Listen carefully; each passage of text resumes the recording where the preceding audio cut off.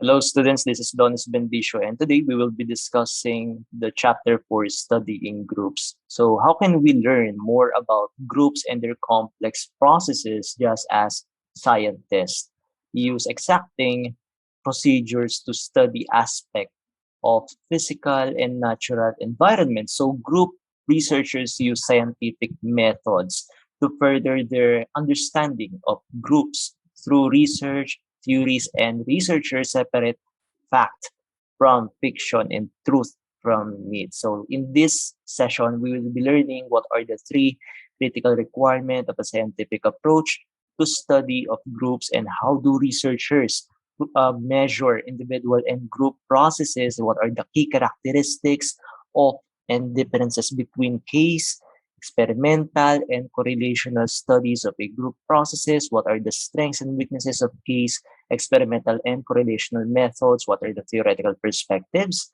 guide researchers' studies of groups. So let's first discuss what are the three critical requirements of a scientific approach to the study of groups. So as noted by Homans, so first researchers must use reliable and valid methods to measure group phenomena. Next one, researchers must design research procedures to test their hypothesis about groups. And the next one, we have researchers must develop theories that organize their findings conceptually and comprehensively. Now, how do researchers measure individual and group processes? So we have observations. Observation involves watching and recording events transpiring in groups. So varieties of include overt observation, covert observation, and participant observation. So White used in his study of corner gangs. Most group research raises few ethics issues, but researchers are required to have their work approved by an institutional review board. And covert observation reduces the biasing and influences of Hawthorne effect. Okay, so qualitative studies require the collection of descriptive data or data about groups, but quantitative studies require the enumeration and quantification of phenomenon of interest. So structured observational measures require observers to assign each coded activity to a specific category. So Bales interaction process analysis or IPA, a standard group coding system, classifies behaviors into two categories, relationship and task interaction. So Bales' more recent structured coding system is called the SIMLog, or the systematic multiple level observation of groups. Okay, so let's talk about reliability and validity. So reliability and validity are essential qualities of all measures, for they must be consistent. They must measure what they are designed to measure. And the self-report measures ask group members to describe their own perceptions and experiences. So CLAP used a combination of self-report and observational methods to study alcohol consumption in groups. What are the key characteristics of and differences between case, experimental, and correlational studies of group processes? A case study is an in-depth analysis of one or more groups based on interviews with members, observation, and so on. Janis used a case study design in his analysis of groupthink in government decision-making groups. On the other hand, by studying naturally occurring bona fide groups, case study researchers can be more certain that the processes they study are not artificial once influenced by the research process.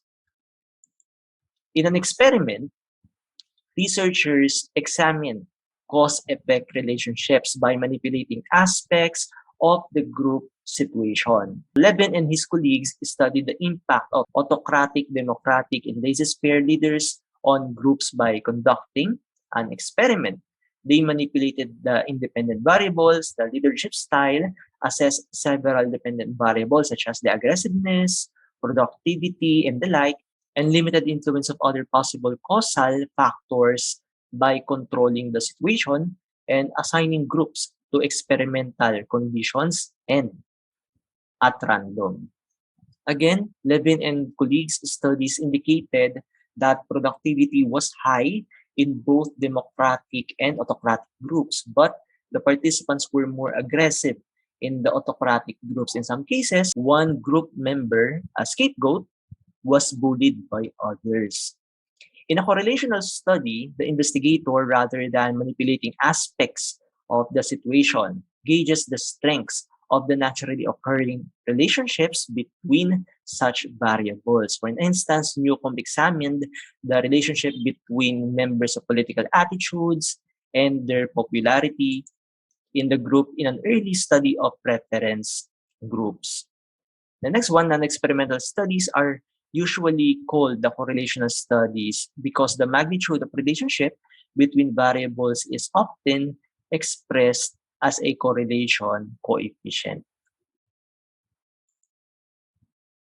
So what are the strengths and weaknesses of case, experimental, and correlational methods? The conclusion drawn from case studies can be highly subjective. Groups studied in experimental settings may not display dynamics of naturally occurring groups, but experimentation provides the clearest test of cause and effect hypothesis. And lastly, with the correlational studies, correlational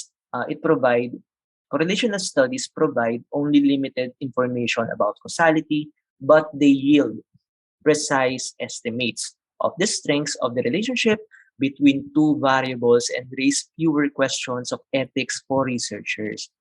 Researchers also exercise care when selecting the units of analysis and when analyzing their findings so as to not attribute effects caused by group level processes to individual level processes and vice versa. Researchers who study multi-level process must be ever wary of interdependence of their data. So what are the theoretical perspectives guide researchers' studies of groups? Theories that focus on members' motivations and emotions explain group behavior in terms of members' wants, needs, drives, and feelings. Members need to maintain self-esteem influences their response to group outcomes. Groups can develop a collective group affective tone. Theories based on Skinner's behaviorism, on the other hand, such as Kelly's social exchange theory, assume that individuals act to maximize their rewards and minimize their costs. A systems theory approach assumes that groups are systems. An input process output model or IPO model of group performance exemplifies the systems approach. Turner's self-categorization theory or SCT is a cognitive process approach for it assumes that group members' tendency to categorize other people and themselves influences a wide range of group behavior. Biological perspectives, such as evolutionary theory, argue that some group behaviors, including leadership, may be rooted in people's biological heritage.